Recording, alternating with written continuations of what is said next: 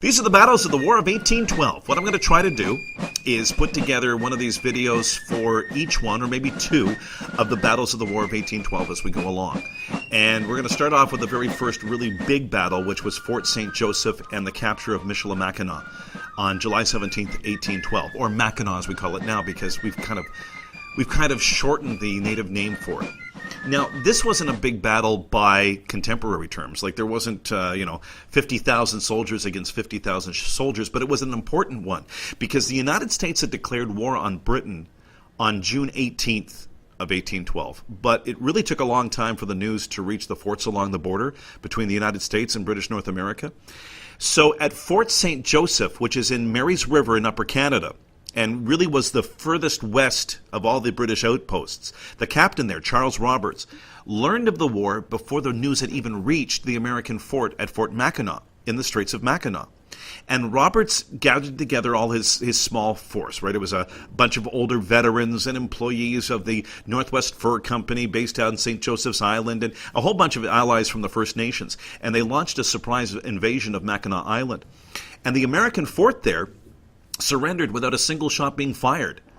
And for the entirety of the war, right up until its end in 1814, northern Michigan stayed in British hands, mostly because of the defense that was mounted there by a really small but really tenacious force of British regulars, Royal Newfoundland Fencibles, the Canadian militiamen, and the First Nations there. So the very first attack, although it was the Americans declaring war on Canada, the very first really, I guess you could say, effective attack happened by the British on the Americans on July 17th, 1812. The second battle that we have to take a look at was the Battle of Fort Malden, or Amherstburg, depending on your point of view, and the capture of Detroit on August 16th, 1812. Now, this happened, a month after the attack at Fort Joseph and the capture of Mackinac, and just 2 months after the actual declaration of war on June 19th. But on July 12th, so about the same time as the British were attacking Fort St. Joseph, American General William Hull, he was in command at Detroit, crossed the Detroit River and invaded Canadian soil, which would now be Windsor, that kind of thing. Well, once on Canadian soil, he issued a proclamation, and this is how it sort of went. He went to all British subjects and said that if they resisted the invasion, they would be, and this is a quote, considered and treated as enemies, and the horrors and calamities of war will stalk before. In other words, get out of our way, we're coming through.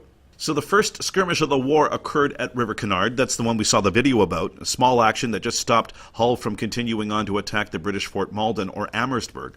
On learning of the surrender at Mackinac, Hull went back across the river to Detroit.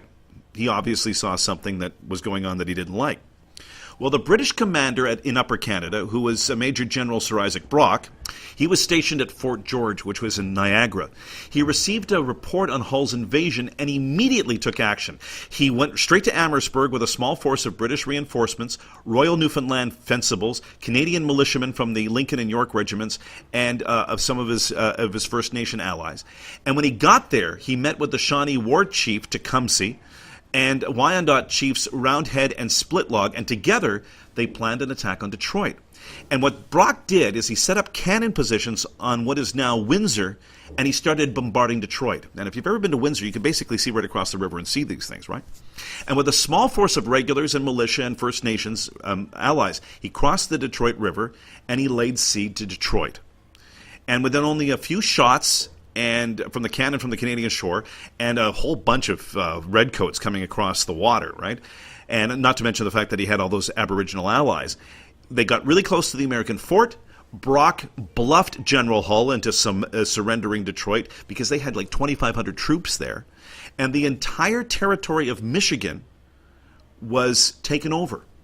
And only 2 wounded people were among the Allied forces. In other words, what the British were able to do was take over all of what is now Michigan with only 2 casualties, and there were only wounded people. No one died on the British side. From there and their new base at Detroit, the British were able to support Tecumseh and the First Nations warriors in a joint offensive against the Americans in northwestern Ohio, but that took place in 1813. And Detroit would stay in British hands for just over a year, until September of 1813.